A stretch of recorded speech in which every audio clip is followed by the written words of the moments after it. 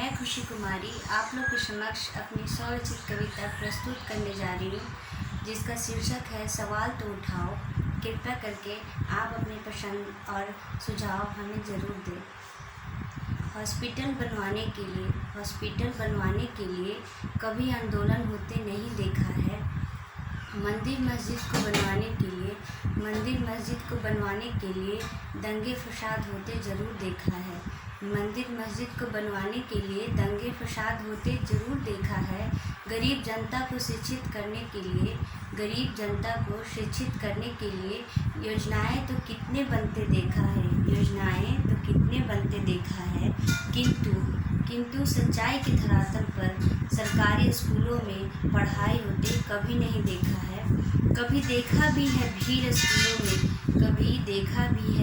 स्कूलों में गरीब बच्चों की पेट भरने की भूख को मिटाने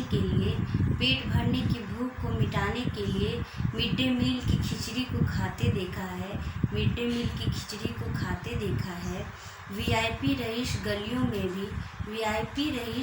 में भी सड़क किनारे भिखारियों का एक झुंड देखा है। वहीं से हर रोज़ गुजरते हमारे मंत्री, हमारे बड़े राजनेता, पर उनकी आँखों में गरीब लाचार लोगों के लिए करुणा और दया कभी नहीं देखा है। जिस मंदिर में लाखों का दान करते लोग, उस मंदिर के ही आगे अपाहिजों को बैठे रोते बिलखते देखकर भी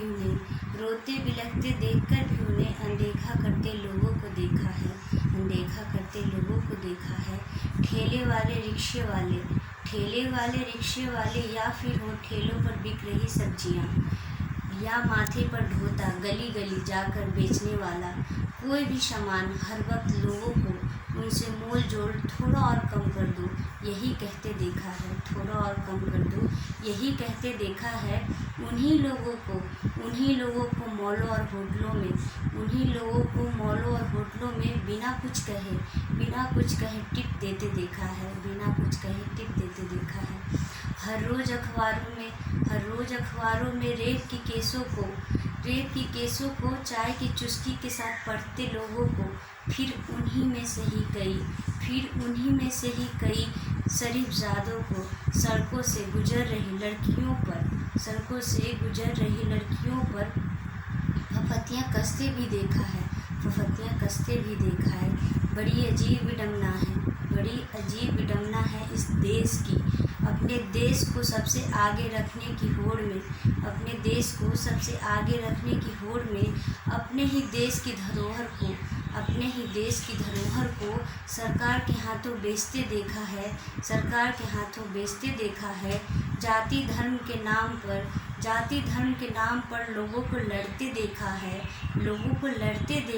दफ्तरों में भी जाति पूछकर लोगों को दोस्ताना करते देखा है। जातीय फैसले के आधार पर दफ्तरों के कामों को भी बढ़ते देखा है। जातीय फैसले के आधार पर दफ्तरों के कामों को भी बढ़ते देखा है। धन्यवाद।